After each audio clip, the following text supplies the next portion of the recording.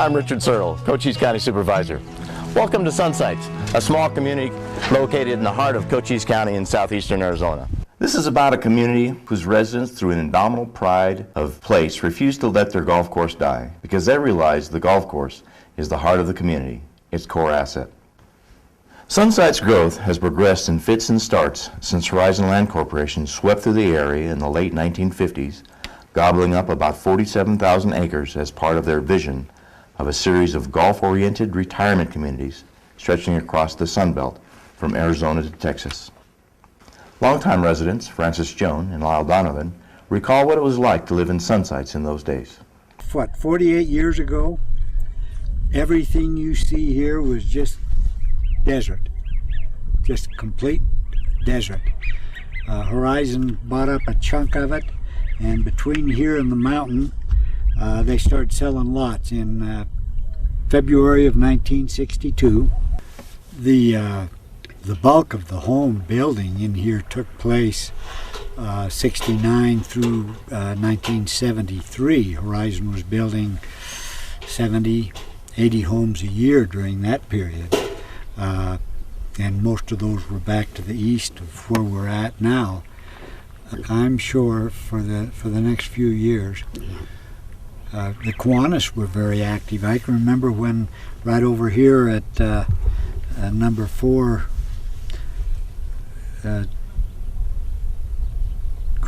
green and number 3 tee box, they had a backstop. There was a ball diamond over there. They used to have the fireworks right there, right across the street on the 4th of July. They'd be shooting the fireworks off.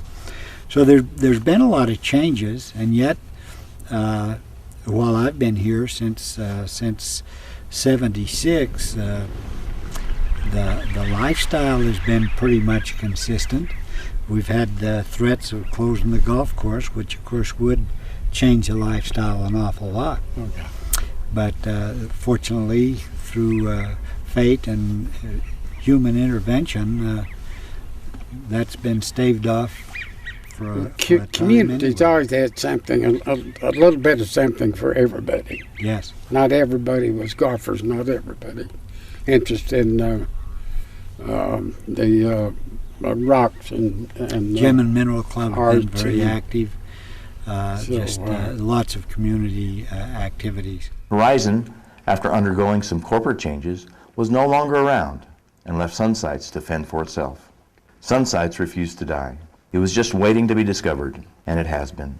Okay, during the 15 years that we've been building here in Sunsites, we've been fortunate enough to build approximately 50 houses, and with a total of about 150 houses in the total outlying area, including Sunsites.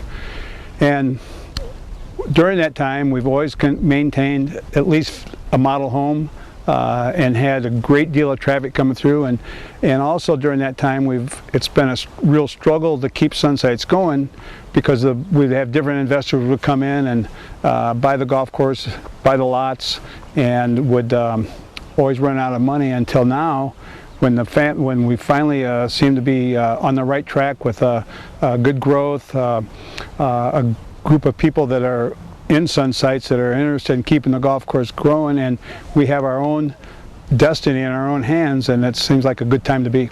Beginning with Horizon's sale of the golf course to the Sunsite Corporation in March of 1993, the golf course went through a series of 6 owners. Annie and I were the managing partners of Shadow Mountain Golf Course and Restaurant from April 1999 till July of 2002. When we took over, the restaurant was being leased and used as a cafe. We purchased the restaurant lease, did some remodeling, brought in a dance floor, brought in music, weekly entertainment, and fine dining, making the club the social hub of Sunsites. Within hours after a close sign had been slapped on the door of the Shadow Mountain Golf Course Clubhouse about 6 months ago, word of the pending shutdown sped through the village. Fortunately, 2 groups of local residents were already working on the answer. You know, one day the sign is up on a golf course that, you know, they're closing. Within hours there's a public meeting at the community center, and 60 people show up and they're like, what are we going to do? And then 3 days later there's a meeting at Lonnie Crandall's house, you know, with 10 of us business people going, and And that was a pretty good meeting, you know. It lasted an hour, and we came up with an idea how we might be able to save the golf course. So we decided the next day to have a meeting at your office. 30 people show up. Out of that meeting, we ended up forming a board, you know, 7-person board. And within days, we had the big community meeting at the school. And hundreds of people showed up there and came up with financial contributions immediately and showed total support of us. So I think that was just awesome how quickly that happened. To me, it was like my favorite movie, It's a Wonderful Life. You know, the community came to save the golf course, and it was just fantastic. But then the work began, as we all know. You know, we had meeting after meeting after meeting for 3 weeks, which was incredible, just to try to get some kind of an agreement made with Mr. Hazelrig to where we could take over the golf course. But we finally did. We succeeded. 3 weeks later, we signed a lease, and we're still going. I think it's just great. The public meeting at this school was really an amazing thing, because we clearly identified as a community that we're different than any other community in Arizona, because our golf course is right in the middle of town. And so when you think about Sunsites, we live or die based on the golf course doing well and attracting people here, keeping people here, giving a sense of community to the town. It's only been 40 years that has been the core asset, the magnet of our community. So we needed to do whatever we could to protect it. And that's why, as you referred to, Tim, people just stood up and overwhelmingly said, we have to save the golf course, we have to save our community, and we'll do whatever's necessary. And they did. They began volunteering, spending money, contributing money, and we're where we're at today because of that great community spirit. Tim, you mentioned all the meetings. That 3 weeks seemed like 3 months at times. I know we're meeting every day, sometimes twice a day, getting insurance, getting the bond for the electric company. We got a new equipment lease, and just, you know, so much happened in that 3 weeks. It was amazing. When we decided to form an LLC is the best way to enter into the lease and to set up contracts, negotiate with people. We also set up the methods of communication with a newsletter and a website to let everybody in the community know what was going on, so we could keep them informed and keep them involved.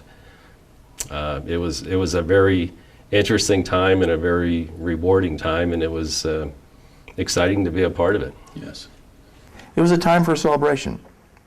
Make that celebrations. On October 12th, about 150 people from Sunsites descended on the golf course for free golf, free entertainment, some good-natured putting competition, and a potluck dinner on the lawn in front of the clubhouse. The putting competition, along with some wonderful raffles items, raised $1,200.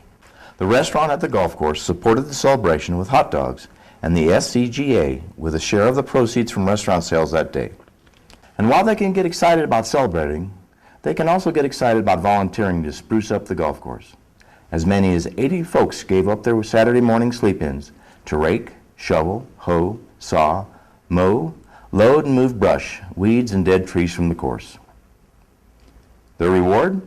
Lunch prepared and served by Lynn and Marsha Christensen on their terrace overlooking the 5th fairway.